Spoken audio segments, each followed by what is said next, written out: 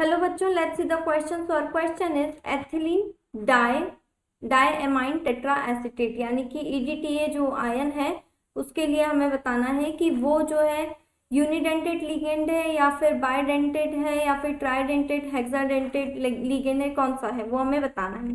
ठीक है, तो देखो जो EDTA होता है, अगर हम इसके लिए इसका स्ट्रक्चर इसका फॉर्मूला लिखें तो देखो वो होता है हमारे पास CH2 सिंगल बॉन्ड CH2।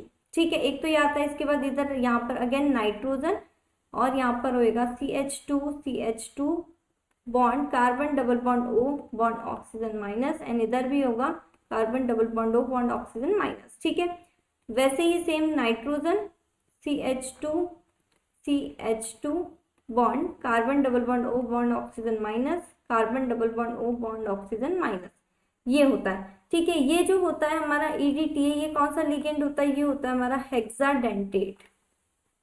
ठीक है, अब देखो, अब इसमें हमारे पास कितने अगर ऑक्सीजन काउंट करें पर उसमें तो देखो यहाँ पर हमारे पास 4 ऑक्सीजन होते हैं।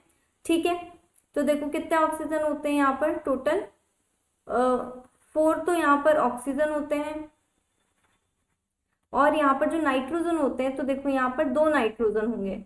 ठीक है, तो यहाँ पर 2 नाइट्रोजन होते हैं, 4 ऑक्सीजन होते हैं।